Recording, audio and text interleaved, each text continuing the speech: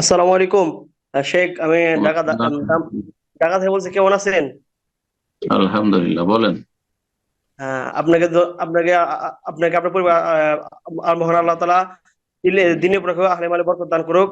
বাংলাদেশে আপনার আমিন। আমন্ত্রণ রইল। যেহেতু জাযাকুমুল্লাহ উস্তাদ আপনি খাইর। আল্লাহ ভালো করুন। আল্লাহ ভালো করুক যেহেতু আপনাদের। বারাকাল্লাহ ফিক।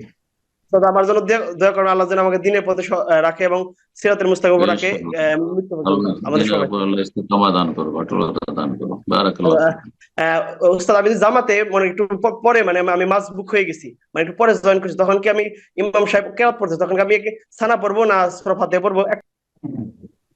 যখন আপনি প্রথম মসবুক হয়ে মানে পরে গিয়ে ইমামের সাথে বা জামাতে লাগবেন, তখন দেখবেন যে এখন যদি আমি সানা পড়ি, যেটি পড়া সুন্নাত, তো আমার সূরা ফাতিহা ছুটে যাবে, যে সূরা ফাতিহা পড়া ফরজ।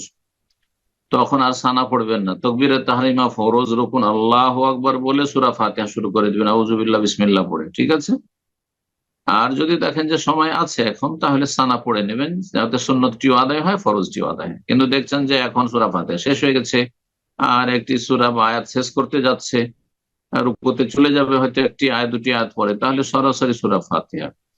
আর যখন যাবেন আপনি দ্বিতীয় আর একটি সালাত সংক্রান্ত প্রশ্ন, যে জামাতে গিয়ে লাগছেন, তখন ইমামের দ্বিতীয় তাশাহুদ আর আপনার হচ্ছে প্রথম তাশাহুদ, তখন আমি শুধু কি আত্মাহিত পড়ে ক্ষান্ত হব, নাকি আরো পড়তে থাকবো? যতক্ষণ সালাম না ফিরবে পড়তে থাকবেন আপনি।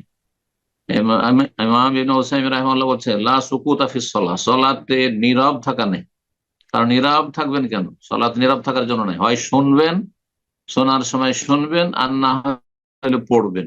আর এমনি চুপ হয়ে দাঁড়িয়ে আছেন, চুপ হয়ে সিজদায় পড়ে আছেন, চুপ হয়ে আত্মাহিতে বসে আছেন না, এইরকম সালাতের কোনো বিধান নেই। জি, বারাকাল্লাহ।